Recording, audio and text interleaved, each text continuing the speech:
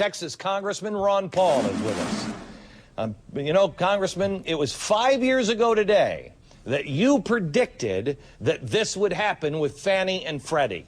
Have we been lied to, or have we been set up? Well, probably both, plus the fact that a lot of people are very ignorant about economics. They don't know monetary policy. So, yes, the special interests have a lot of control. You know what? I don't buy into that, Congressman. I don't buy into it. Ignorance is no excuse. These people have responsibility.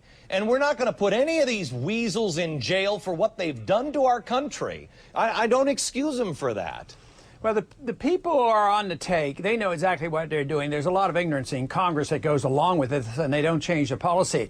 But the people who benefit, and, you know, the big corporations of the Fannie Mae's and the Freddie Macs, they'll go to the extreme, even with this bailout. I mean, are the chairmen who have to resign and retire, they still get their package in millions of dollars. So, yes, they take care of themselves, and the people lose out.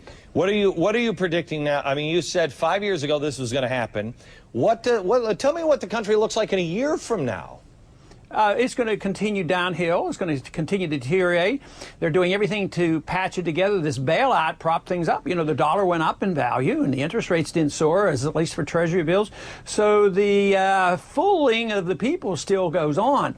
But it's going to be downhill. You have to liquidate bad debt. That's the only way you can get rid of this and start over again. But it's too painful, so they always bail out. So the bailing out perpetuates the problem. So in a year from now, we're all going to be poorer, and we will not have gotten rid of the problem. It will just take, instead of 1 year to get rid of all the problem, it's going to take 5 or 10. I've read enough of the Founding Fathers' words. I know you have, sir. Is there anyone that's going to mount a constitutional challenge to this stuff? This isn't constitutional, is it? No, it's not constitutional, but the Federal Reserve isn't either. The monetary system isn't. The tax system isn't. There's too much unconstitutionality to go around, and we don't have enough people in Washington that care about it, that would pursue it. And the courts are filled with people who don't interpret the Constitution the way they should. You said today, you came out with an announcement that everybody should vote for a third party.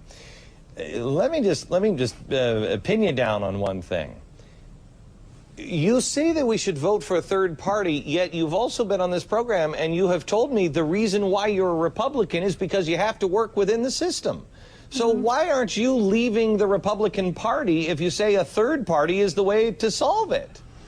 Well, if I ran as a third party, you know, in Texas for Congress, I probably wouldn't be in Congress. So there's some practicalities things. Okay, so then let me play that out. If I vote for a third party, if, you know, I write your name in there, well, you ain't going to win. And so then I don't have anybody in there that I agree with. Yeah, but why waste your vote voting for one of the other two, because there's no difference. So if you want your vote to count, I would say let's add up all the third party votes, whether they're libertarian, constitutional, or Green Party, and the people who just say, I've had enough, I don't believe in any of this. We're the majority. We're 60% of the people. I know. And we need to send out that message that, you know, only 16%, the way I calculate, only 16% of the people actually vote for a candidate, believing in what they talk about. And the rest of us get stuck with whomever we get. Yeah. Okay, Congressman, thanks a lot. That's the real story tonight.